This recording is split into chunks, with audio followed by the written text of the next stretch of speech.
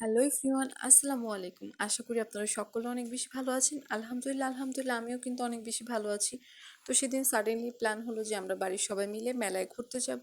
Cause আমাদের বাড়ির খুব কাছাকাছি একটা জায়গায় হচ্ছে মেলা হচ্ছে ঈদ উপলক্ষে বেশ কিছুদিন যাবত ধরে। তো মেলায় চলে গিয়েছি, রাস্তায় তেমনভাবে কোনো ভিডিও করা হয়নি, যার কারণে ব্লগের মধ্যে সেই ভিডিও ইনক্লুডেড করতে পারিনি। তো এই মেলাতে অনেক অনেক জিনিসপত্র ছিল কেনার জন্য, বড়দের কেনার জন্য হচ্ছে গিয়ে কসমেটিক ছিল, বিভিন্ন ধরনের ব্যাগ ছিল। কিন্তু আমার কাছে মনে হচ্ছিল আর ৫-১০টা মেলার চাইতে এই মেলার জিনিসপত্র একটু বেশি এক্সপেন্সিভ।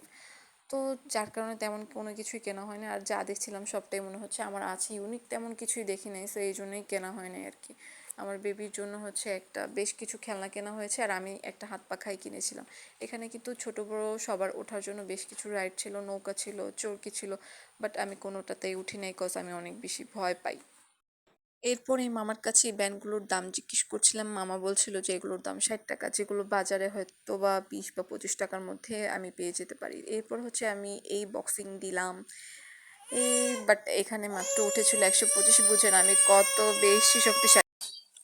এরপর আমি আশপাশটা ঘুরে দেখছিলাম কোন জিনিসটা নেওয়া যায়, বাট নেওয়ার মতো কোনো কিছুই পাচ্ছিলাম না, কোনো কিছু ইউনিক দেখছিলাম না। যা দেখছিলাম সবটাই আমার আছে।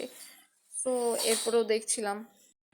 মেলা থেকে ঘোরাঘুরি শেষে কিন্তু আমরা বাজারে গিয়ে খাওয়া দাওয়া করেছিলাম, কজ মেলাতে খাওয়া দাওয়া করার জন্য ভালো কোনো স্টল পাইনি।